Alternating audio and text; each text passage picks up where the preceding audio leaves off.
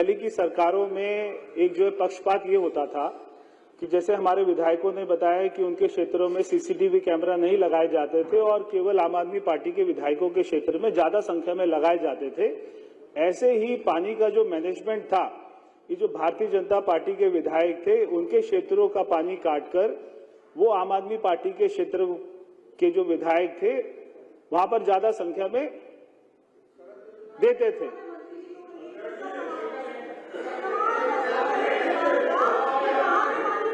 नहीं, एक मिनट देखिए, अगर आप प्रश्नकाल को पहले तो 1 मिनट ऐसे नहीं चलेगा, ऐसे आपको प्रमाण दे दूंगा। आप प्रश्न पे रिप्लाई पे आप पूरा प्रश्न पूछ सकते हैं, काउंटर क्वेश्चन नहीं कर सकते। हमने अध्यक्ष जी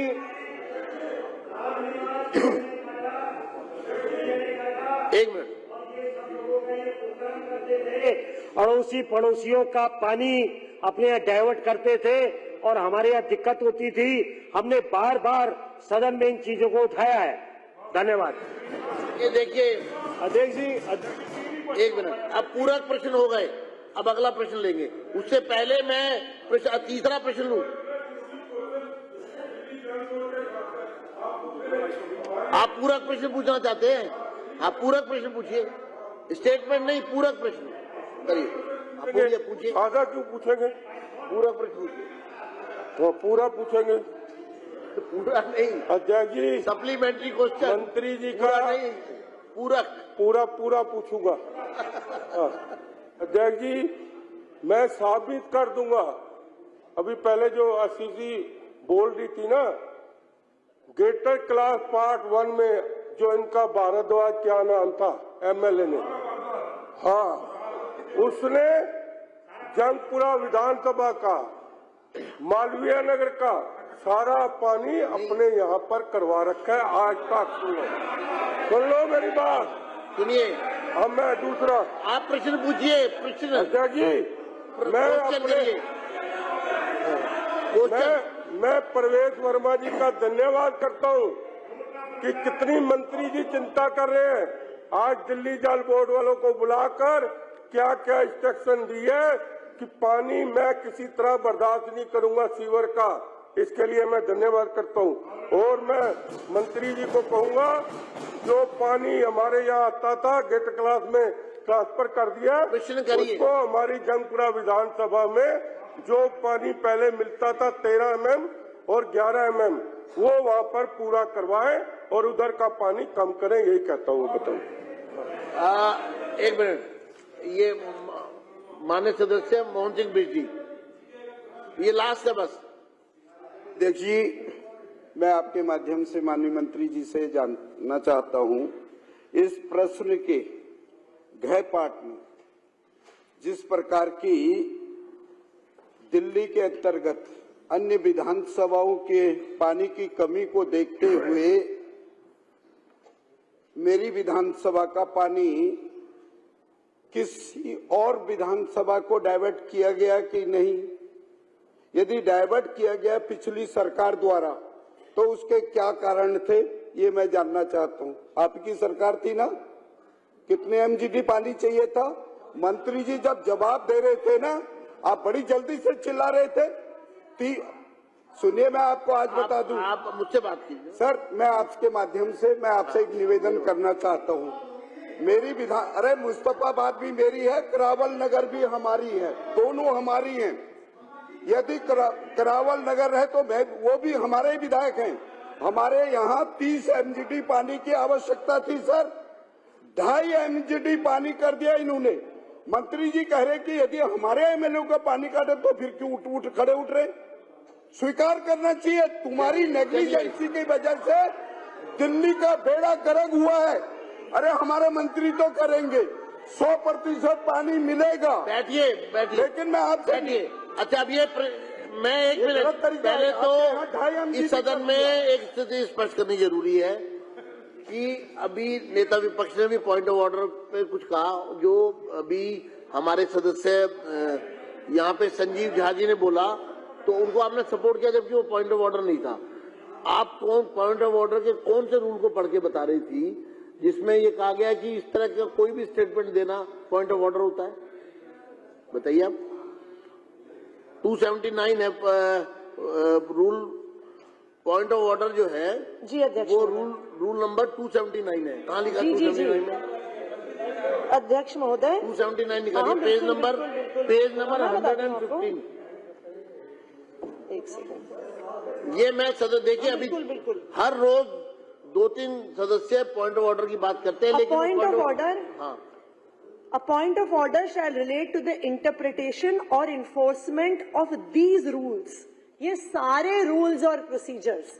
तो अगर इसमें नहीं, इस नहीं, बुक नहीं, में से एक मिनट। कोई भी रूल और प्रोसीजर वायलेट होता है अध्यक्ष नहीं, महोदय, आप तो टाइटल पढ़ रहे हैं ना, व्यवस्था का प्रश्न और उन पर निर्णय, point of order and decision thereon. Interpretation of enforcement of these rules और सच आर्टिकल्स ऑफ द नहीं, ये कॉन्स्टिट्यूशन क्या बात और such sections of the act as regulate the business of the house। एक तो ये मिनट, पूरी मैं किताब के जो मैं भी पढ़ रूल्स देता हूँ, हैं मैं भी वो पढ़ कहीं पर भी वायलेट होते हैं तो वो पॉइंट ऑफ ऑर्डर होता है। जी। तो जो तो पॉइंट उन्होंने ऑफ ऑर्डर, वायलेशन जो की बात पॉइंट क्या ऑफ, की हाँ है? मैं बताती हूँ क्या उन्होंने वायलेशन बताइए। करी। तो जो क्वेश्चंस का वायलेशन नियम क्या है, हुई?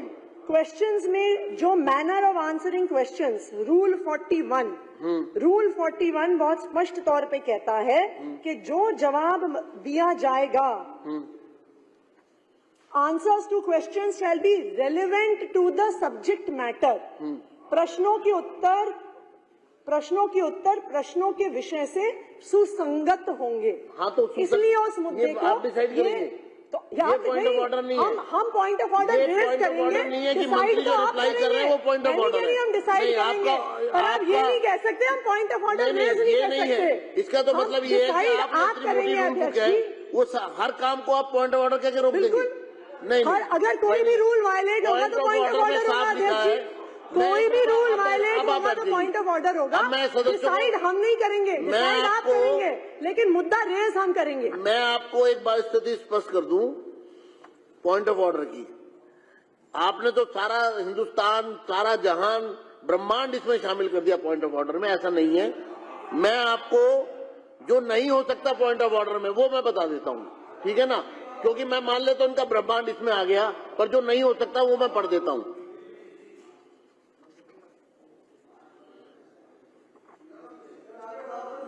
नहीं, ये बार बार पॉइंट ऑफ ऑर्डर के नाम पे स्टेटमेंट दिए जा रहे हैं यहाँ, वो ठीक नहीं है ना।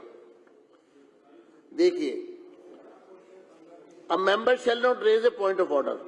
कोई सदस्य ऐसा व्यवस्था का प्रश्न नहीं उठाएंगे जो जानकारी मांगने के लिए, अपनी स्थिति स्पष्ट करने के लिए, जब प्रस्ताव पर कोई प्रश्न सदन के सामने रखा जा रहा हो या काल्पनिक विभाजन की घंटियां नहीं बजी या सुनाई नहीं पड़ी के संबंध में हो।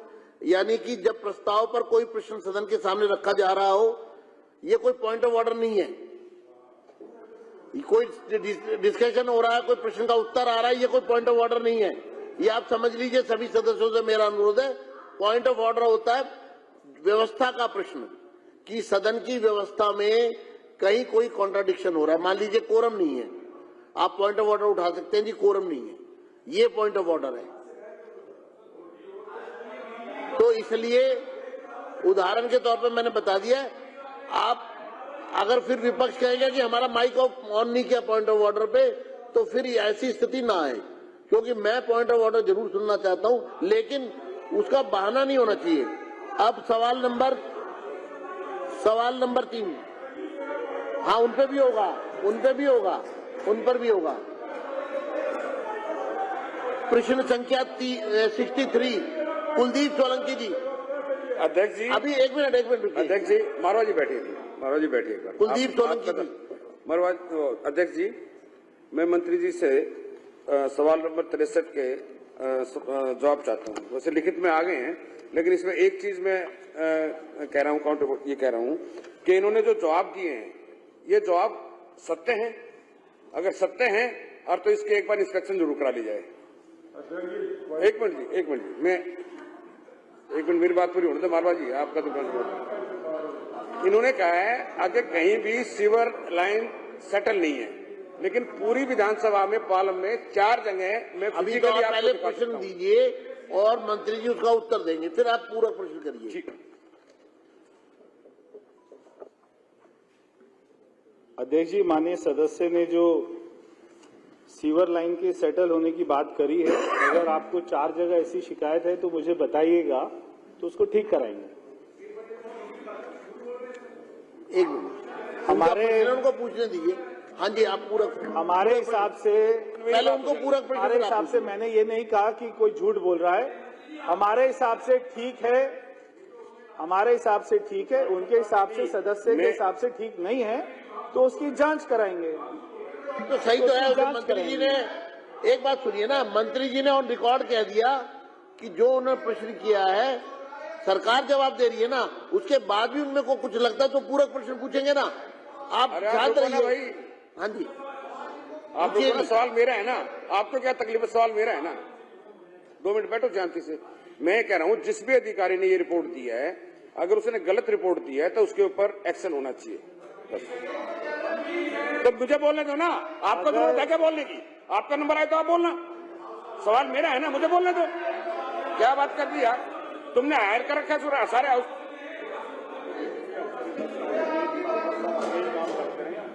अध्यक्ष जी, मैंने पहले ही सारे अधिकारियों को निर्देश दिए थे कि जो भी उत्तर वो देंगे, अगर उसमें कहीं पर भी 19-20 होगा तो इसकी जिम्मेदारी सारी अधिकारियों की होगी, और ये होगी। हाँ जी, पूरक प्रश्न के लिए तलविंदर सिंह मारवा जी। व्यवस्था पे जो पॉइंट ऑफ ऑर्डर किया, फिर इस पे बोलूंगा। पॉइंट ऑफ पहले ऑर्डर, व्यवस्था ये है, पीछे देखो विठल भाई जी की फोटो लगी हुई है पटेल साहब की, उसके जो हार है देखो, जो आपके नीचे हार लगे उनको कृपा करके अध्यक्ष जी हारों को बदली कराओ। ठीक है, बड़े बुरे लग रहे हैं। ठीक है, आप देखो। दूसरा व्यवस्था पे अध्यक्ष जी, क्वेश्चन आंसर पे कितना समय साथ विपक्ष की लीडर है, इसको थोड़ा ज्ञान होना चाहिए। इनको कि नहीं, सुनो मेरी बात। व्यवस्था पे हमारे पर्सन क्वेश्चन का कितना समय खराब हो रहा है, ये नहीं देख रहे। व्यवस्था आपने बिल्कुल ठीक कहा, कितना समय खराब हो रहा है ये देखो। कम से कम 25 मिनट खराब हो गए। 25 मिनट खराब हो गए। पानी पे 25 मिनट खराब हो गए अध्यक्ष जी। पूरक प्रश्न है आपका? है जी, मैं पूछ रहा हूँ। पूरक पूछिए। सीवर के लिए अध्यक्ष जी, मैं मंत्री जी से ये जरूर पूछना चाहूंगा कि हमारी जो सीवर की लाइनें हैं, जहां जहां हम टेंडर डालेंगे उसको जल्दी से जल्दी प्रोसीजर में लाने का कष्ट करें। दूसरा, जो नई लाइनें पानी की है उसका भी टेंडर जल्दी से जल्दी हो, जिसके करके, क्योंकि यहाँ सीओ साहब भी बैठी है शायद, मेरे को लग रहा है, तो इसलिए क्योंकि सीवर और पानी का जितना टेंडर जल्दी लगेगा, क्योंकि 2-2 महीने 1-1 महीना गंदा पानी लोग नहीं पी सकते, इसलिए इस प्रोसीजर को मंत्री जी जल्दी से जल्दी करने का कष्ट करें, यह मेरा सवाल है। अध्यक्ष जी, अच्छा, कुलवंत राणा जी, फिर डॉक्टर अनिल गोयल जी। पूरा प्रश्न पूछ लीजिए, आप एक साथ जवाब दे दीजिए। अध्यक्ष महोदय, जिस प्रकार से पालम की तरीके से पानी की आपूर्ति के बारे में बताया कि पानी सुचारू से चल रहा है, उसी प्रकार से रिठाड़ा विधानसभा के अंदर पानी की जो गंदे पानी की आपूर्ति हो रही है उसको जल्दी ठीक करने के लिए क्या प्रयास किए जा रहे हैं? क्योंकि गंदा पानी पी करके लोग परेशान हो रहे हैं, बीमार हो रहे हैं, डायरिया और पीलिया के रोगों से लोग पीड़ित हो रहे हैं। और उसके साथ साथ जो सीवर की कुव्यवस्था, जो सीवर डाला गया था 2-3 साल पहले, वो जाम है, उसकी समीक्षा करने के लिए या उस जो काम में कोताही हुई उसकी जांच के लिए कोई व्यवस्था की गई है क्या? ऐसी जानकारी मैं आपके माध्यम से माननीय मंत्री जी से जानना चाहता हूँ। डॉक्टर अध्यक्ष जी, आपके माध्यम से ये मैं बताना चाहता हूँ कि पिछले 10 सालों में पूरी दिल्ली की शायद हर विधानसभा में ऐसा है, तो मेरा सवाल गै और घै से है कि कृष्णानगर विधानसभा में भी सीवर व्यवस्था लगभग ठप है, वहाँ सीवर लाइन नहीं डालने की कोई योजना है क्या? घै में इन्होंने लिखा पानी की कमी, अत्यंत कमी वहाँ भी है। हमारे यहाँ क्या यूजीआर की व्यवस्था नहीं है, उसकी है क्या व्यवस्था होने का, और नई पाइपलाइन की व्यवस्था? ये मेरा प्रश्न है। नहीं, वो सवाल तो उनकी विधानसभा का है ना। नहीं, उनकी अलग है सर। नहीं, वो तो उसी से संबंधित देंगे ना, उसी से संबंधित जनरल कुछ बात है। अध्यक्ष जी, ये जो हम लोग सारी बातें कर रहे हैं, ये खाली एक विधानसभा की नहीं है, ये पूरी दिल्ली की 70 विधानसभाओं का यही हाल है। और ये विपक्ष के मेरे सारे साथी, मेरे सारे माननीय सदस्य जब इस बात से खुश होते हैं कि हमारे सत्ता पक्ष के, हमारी पार्टी के सदस्य ही अपनी सरकार से सवाल पूछते हैं, तो फिर मुझको लगता है कि इनके पास में ऐसा सौभाग्य नहीं था। ये 10 साल में सत्ता में तो जरूर थे, मगर इनके पास में अपनी सरकार से पूछने का अधिकार नहीं था। हमारे सदस्य अपनी सरकार से सवाल इसलिए पूछते हैं क्योंकि वो सुबह 2 घंटा 3 घंटा जनता से मिलकर यहाँ पर आते हैं, और अगर 200 आदमी मिलने आते हैं तो उसमें से 190 आदमी केवल सीवर और पानी की शिकायत करते हैं। दिल्ली में एक भी विधानसभा ऐसी नहीं है, चाहे वो नई दिल्ली विधानसभा हो, चाहे जो यहाँ के उप मुख्यमंत्री रहे उनकी विधानसभा हो, एक भी विधानसभा ऐसी नहीं है जो खड़ा होकर सदस्य ये बोले कि मेरे यहाँ पर पानी सीवर की कोई दिक्कत नहीं है, बिल्कुल ठीक है। एक भी नहीं है। तो क्या 10 साल से इनकी योजना क्या थी? 10 साल से ये जो आतिशी जी 8 तारीख से इतना खुश हैं, शाम को इतना खुश हो रही थी, इनकी सरकार हार गई, केजरीवाल हार गया, मनीष सिसोदिया हार गया, और ये डांस कर रही थी, खुश हो रही थी, और आज तक इतना खुश लग रही हैं। सारे विधायक खुश हैं कि केजरीवाल हार गया, कि हम लोग सवाल पूछ सकते हैं, समस्या उठा सकते हैं। मैं आपसे कहना चाहता हूं, हमारी सरकार ना केवल 48 विधायक बल्कि पूरे 70 विधानसभा का ख्याल रखेंगे, क्योंकि हमारी विधानसभा आपकी विधानसभा से जुड़ी है, हमारी विधानसभा का सीवर आपकी विधानसभा से जुड़ा है, हमारी विधानसभा की पानी की लाइन आपकी विधानसभा से जुड़ी है। हम ये 22 विधानसभा को अलग नहीं देख सकते हैं, 48 विधानसभा को अलग नहीं देख सकते हैं।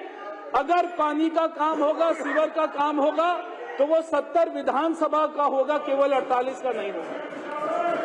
इसमें 1 मिनट साइलेंट प्लीज। अब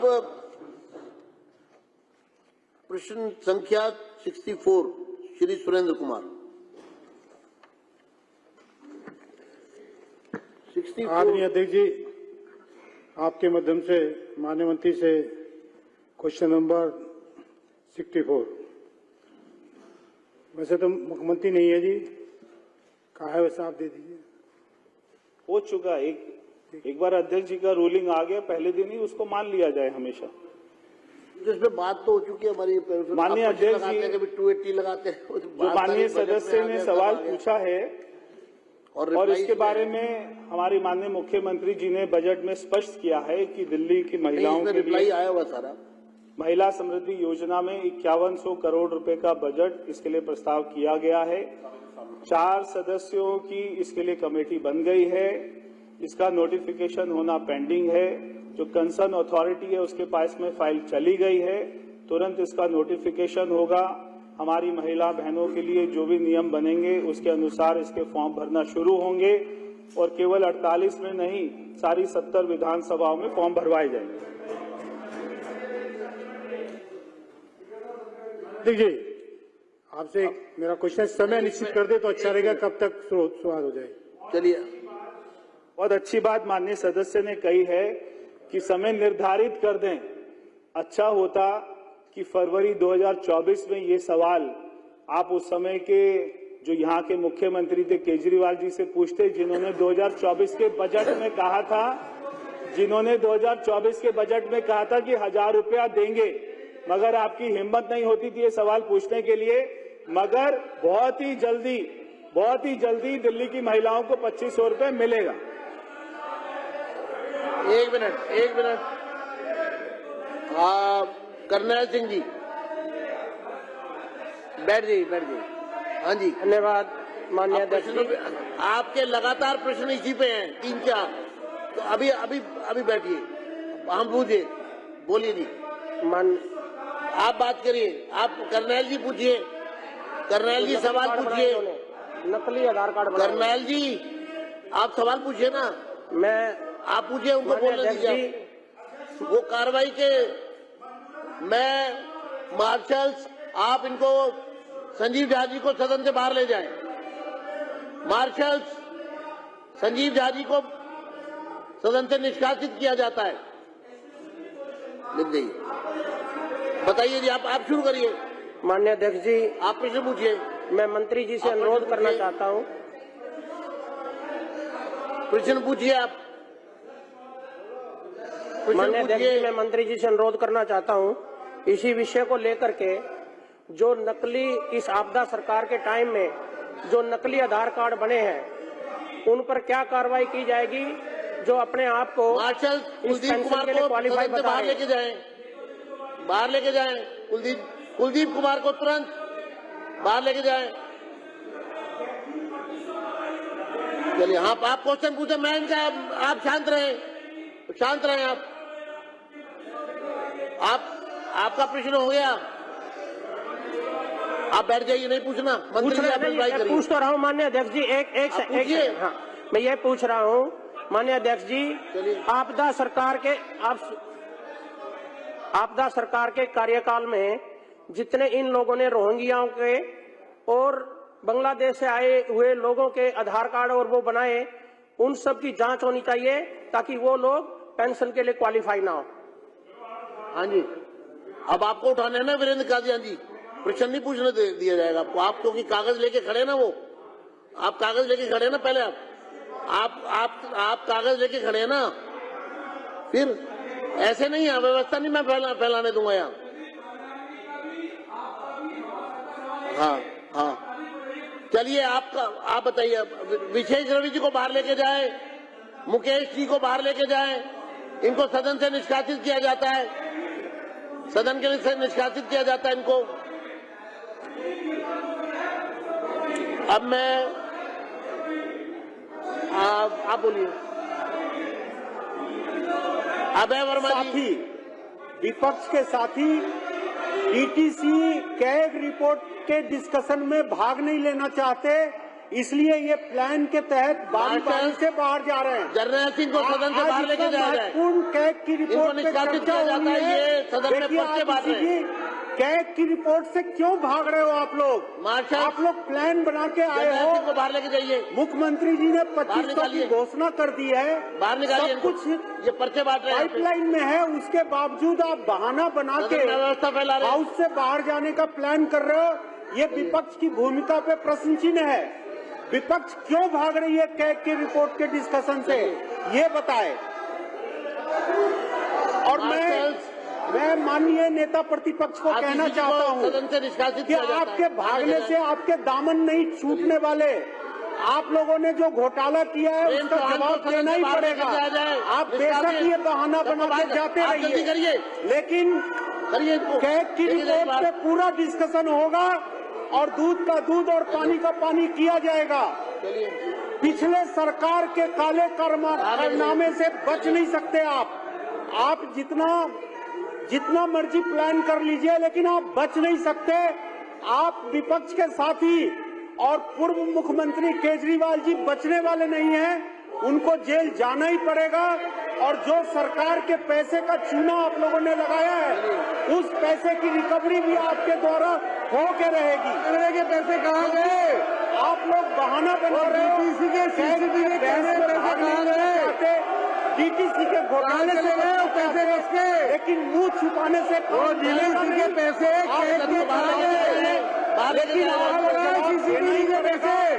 दिल्ली की जनता लगातार आपसे जवाब दे रही है। आप को बाहर निकाला जाए। अगले चुनाव में आप 2 की संख्या भी नहीं पार कर पाएंगे, क्योंकि कैग के द्वारा जो अनियमितताएं आपके खिलाफ बताई गई है उससे आप बच नहीं सकते। आपको जवाब देना ही पड़ेगा, आपको ट्रायल फेस करना ही पड़ेगा, आपके खिलाफ जांच होगा। प्रश्नकाल। हाँ, बताइए अध्यक्ष जी, आपके माध्यम से मैं पूछना चाहता हूं कि जो चुनाव के दौरान झूठे फार्म भरे गए और जिसका स्पष्टीकरण विभाग ने देना पड़ा, क्या ऐसे लोगों के खिलाफ जो सरकार में बैठे थे कोई कार्रवाई हो सकती है, और हो सकती है तो कब तक? मंत्री जी, इस पर झूठे फार्म जो भरे गए उस पर ये सोमदत्त जी को मार्शल्स तुरंत बाहर लेके जाया जाए, इनको अव्यवस्था फैला रहे हैं, तुरंत रिप्लाई करिए। अध्यक्ष जी, क्या है? मैं चाहता हूं कि ये जो बार बार इस तरह की अवस्था फैलाई जाती है, अध्यक्ष जी मुझे बड़ा ये खेद है। सब किस लिए किया जा रहा है मैं आपको बता देता हूँ। DTC अगला डिस्कशन सीएजी पे होने वाला है, दिल्ली ट्रांसपोर्ट कॉर्पोरेशन के, इसलिए बाकी लोग भी मुझे उम्मीद नहीं यहाँ रहना चाहेंगे। अध्यक्ष जी, तो हमारे अभी एक-एक नेताजी करके जिस तरह से यहाँ पर ये षड्यंत्र, ये ऑर्गेनाइज डिस्ट्रप्शन जो हो रही है हाउस की, उसके पीछे एक ही है कि सीएजी की 5 रिपोर्ट यहाँ पर डिस्कशन के लिए शुरू होने वाला डिस्कशन तुरंत प्रश्नकाल के बाद, और प्रश्नकाल समाप्त हो गया है। अब सीएजी की रिपोर्ट पर मैं चर्चा शुरू कर रहा हूँ, इसलिए एक आखिरी रिप्लाई ये करेंगे, बाकी सदस्य भी अभी मुझे लगता है यहाँ रहेंगे नहीं है। सही राम जी ने जाना, सही राम जी जा रहे हैं अब। सही राम जी, अध्यक्ष जी हमें ये तय करना होगा, हमें ये तय करना चाहिए अध्यक्ष जी, जो रोज रोज ये काम करते हैं, कम से कम करिए जो लोग रोज डिस्टर्ब एक करते करके हैं सब जाएंगे ये, अध्यक्ष जी, सीएजी में ये रहना नहीं चाहते सदन में। अध्यक्ष जी जो रोज डिस्टर्ब करते हैं, ऐसे लोगों के खिलाफ आपको पूरे बजट सेशन के लिए बाहर करना चाहिए। अध्यक्ष जी आप मेरा ध्यान दीजिए, अध्यक्ष जी मैं आपसे आग्रह करता हूं, जो रोज लोग ऐसा काम कर रहे हैं। आप भी जाएंगे? आप भी जाएंगे क्या? अच्छा हाँ जाइए, चलिए बताइए जी। सही अध्यक्ष जी, सही राम जी से मैं उम्मीद नहीं करता था, और नेताजी से बिल्कुल नहीं करता। ये हम लोगों को गाइडेंस देने वाले लोग हैं, ये लोग हैं जो हमें समझाएं। 10 साल सत्ता में रहे हैं, ये हमें ज्ञान देते हैं भाई आपको इस तरह से हाउस को प्रोसीड करना है। लेकिन मुझे बड़ा खेद है, विपक्ष की नेत्री जो मुख्यमंत्री भी रही हैं, किस तरह का बचकाना कर रही है। ऐसा बचकाना हाउस के अंदर मजाकिया तौर पर ऐसे हंसते हैं, हाथ में मार के तालियां बजाते हैं। अध्यक्ष जी ये इस हाउस की गरिमा को ठेस है, और हमें खेद है जब हम ऐसे लोगों को सामने बैठे देखते हैं, हमें खुद को ये खेद होता है क्या हम इस हाउस का हिस्सा है। ये इतना सीरियस हाउस है जिसके अंदर दिल्ली के लोगों के कामों पे चर्चा होनी चाहिए, दिल्ली के लोगों की मुश्किलों पे चर्चा होनी चाहिए, उसका समाधान निकलना चाहिए। और जिस तरह से नौटंकियां की जा रही हैं, मुझे याद आता है हमारे पंजाब में, पंजाबियत में अक्सर कहते थे, जवानी दा आदमी दूजे नु दवानी दा करके छड़ता है। ये खुद तो जवानी के थे, ये बाकियों को दवानी का करने को उतरे हैं, ये इनका किरदार है। ये जब सदन में सीएजी की रिपोर्ट पर चर्चा होती है, विपक्ष इसी तरह से बहाना करके सदन से बाहर जाता है। न्यूज नेशन अब व्हाट्सएप पर खबरों की ताजा अपडेट के लिए न्यूज नेशन के इस QR कोड को स्कैन करें।